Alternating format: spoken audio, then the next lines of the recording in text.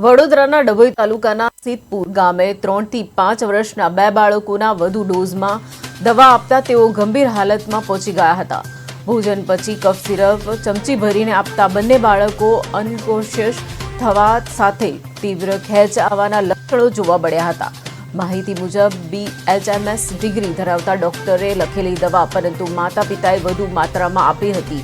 બંને બાળકોને ખાનગી હોસ્પિટલ ખસેડવામાં સારવાર આપવામાં આવી રહી છે, જ્યારે ડોક્ટરો જણાવે છે કે બાળકના વજન અને ઉંમર મુજબ દવાનો ડોઝ નક્કી થવો જરૂરી છે।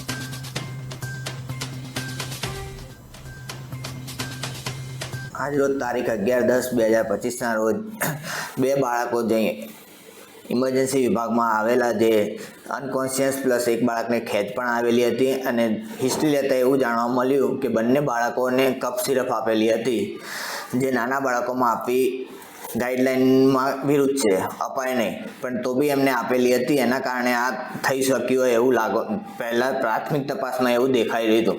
તે બંનેને તરત તાત્કાલિક આઈસીયુમાં દાખલ કરીને ઓક્સિજન સ્ટાર્ટ કરીને ખેંચ દૂર કરવાની દવા આપવામાં આવી હતી, જેની કન્ડિશન અત્યારે સુધારા પર છે બંનેની। બંને બાળકો એક જ ઘરના હતા અને સિદ્ધપુરના રહેવાસી હતા। બંને બાળકો ભાઈ બહેન હતા અને બંનેની ઉંમર 3 થી 5 વર્ષની હતી। આજ રોજ તારીખ 11/10